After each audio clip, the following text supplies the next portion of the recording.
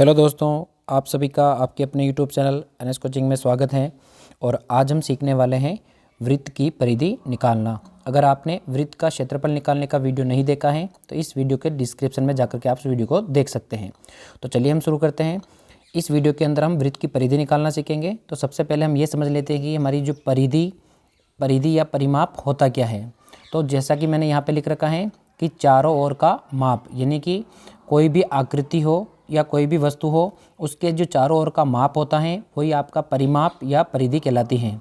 यहाँ पे मैंने एक वृत्त बना रखा है। इस वृत्त की परिधि कौन सी होगी? तो यदि मैं इस ए बिंदु से यहाँ से चलते हुए वापस इस ए बिंदु तक पहुँच जाऊँगा तो ये जो चारों ओर का इसका माप होगा यही इसकी क्या हो जाएगी? परिधि हो जाएगी। तो यही हम निकालना सीखेंगे। अब हम इसके क्वेश्चन को देखते हैं। सबसे पहले हमारे पास में क्वेश्चन है, इसके अंदर हमें कह रहा है कि यदि वृत्त की जो त्रिज्या है वो कितनी है? 14 सेंटीमीटर हो तो हमें उस वृत्त की क्या निकालनी है? परिधि निकालनी है। यानी कि सवाल के अंदर जो हमें वृत्त दिया गया है उस वृत्त की जो है हमें त्रिज्या, केंद्र से परिधि की दूरी को हम क्या कहते हैं? त्रिज्या कहते हैं। तो त्रिज्या हमें कितनी दे रखी है? यहाँ पे 14 दे रखी है। तो मैं यहाँ लिख लेता हूँ। सवाल के अंदर हमें दे रखा है वृत्त की त्रिज्या। क्या दे रखी है हमें सवाल के अंदर? वृत्त की त्रिज्या दे रखी है। और त्रिज्या हमें कितनी दे रखी है, जिसको हम आर से लिखते हैं, तो वो हमें दे रखी है 14 सेंटीमीटर। ये हमें क्या दे रखी है? इस वृत्त की त्रिज्या दे रखी है। अब हमें इस वृत्त की क्या निकालनी है? परिधि निकालनी है। तो परिधि मतलब चारों ओर का माप निकालना है। तो वृत्त की हम परिधि निकालने के लिए वृत्त की परिधि का सूत्र लगा लेते हैं। तो मैं लिख लेता हूँ वृत्त की परिधि, जिसका जो आपके फॉर्मूला होता है बहुत ही सिंपल फॉर्मूला है। वृत्त की परिधि बराबर होता है आपका 2 पाई आर। ठीक है, वृत्त की परिधि बराबर क्या होता है? 2 पाई आर। यहाँ से हम इनके मान लिख लेते हैं। 2 का तो मैं यहाँ पे 2 लिख लेता हूँ। और पाई का आप सभी को पता है कि जो पाई का मान होता है, पाई बराबर क्या होता है आपका? 22/7 होता है या 3.14। तो हम ज़्यादातर जो है सवाल में जब तक हमको नहीं कहा जाता है तब तक हम पाई का मान 22/7 लिखते हैं। तो मैं इस पाई का मान यहाँ पे लिख लेता हूँ 22/7। वापस इंटू हो गया। आर का मतलब हमारा होता है रेडियस, यानी कि त्रिज्या। तो हमें इस वृत्त की त्रिज्या कितनी दे रखी है? 14 दे रखी है। तो मैं यहाँ पे आर की जगह पे क्या लिख लेता हूँ? 14 लिख लेता हूँ। सबसे पहले हमने 2 को लिखा है, फिर हमने पाई का मान 22/7 लिखा है और त्रिज्या आर का मान हमने 14 लिखा है। अब यहाँ से जो कट रहे हैं उनको काट लेते हैं। तो यहाँ से 7 के पार्ट से हमारा ये 14 जो है वो 2 बार कट जाता है। तो नीचे तो आपका कुछ बच नहीं रहा है, ऊपर आपका 2, 22 और 2 बच रहा है। तो इन सबको हम क्या कर लेते हैं? गुणा कर लेते हैं। इस 2 का, 22 का और इस 2 का क्या कर लेते हैं? हम गुणा कर लेते हैं। तो 22 का हम 2 से गुणा करेंगे तो हमारे 44 हो जाएंगे और 44 का हम 2 से गुणा करेंगे तो हमारे कितने हो जाएंगे? 88 सेंटीमीटर।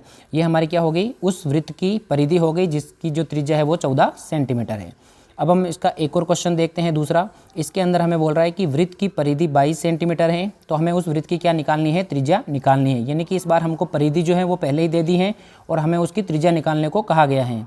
तो यहाँ पे मैं लिख लेता हूँ हमें क्या इस सवाल के अंदर क्या दे रखा है? तो हमें दे रखा है वृत्त की परिधि हमको दे रखी है। तो मैं लिख लेता हूँ वृत्त की परिधि बराबर हमें कितना दे रखा है? हमको दे रखा है 22 सेंटीमीटर। हमको परिधि पहले से ही दे रखी है और हमें क्या निकालनी है? उस वृत्त की त्रिज्या निकालनी है। तो गणित के अंदर हम सूत्र जो लगाते हैं वो या तो जो हमें निकालना है उसका सूत्र लगाते हैं या जो हमें दे रखा है उसका सूत्र लगाते हैं। तो यहाँ हमें वृत्त की परिधि दे रखी है तो मैं परिधि का ही फॉर्मूला लगा लेता हूँ 2 पाई आर। बहुत ही सिंपल फॉर्मूला है। इस 2 पाई आर का जो आंसर है, उत्तर है, वो हमें कितना दे रखा है? 22 पहले से ही दे रखा है। तो इसके बराबर में हम 22 को लिख लेंगे। फिर यहाँ मैं 2 का 2 लिख लेता हूँ। पाई का मान 22/7 और आर हमें क्या करना है? ज्ञात करना है। बराबर हमारा कितना हो गया? 22 हो गया। अब हम क्या करेंगे?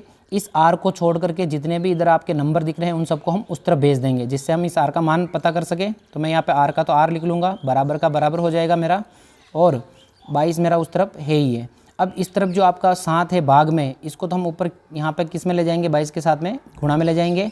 और इधर आपका 22 और 2 ऊपर गुणा में है, वो आपका क्या आ जाएगा? यहाँ पे भाग में आ जाएगा। तो मैं यहाँ भाग में लिख लेता हूँ।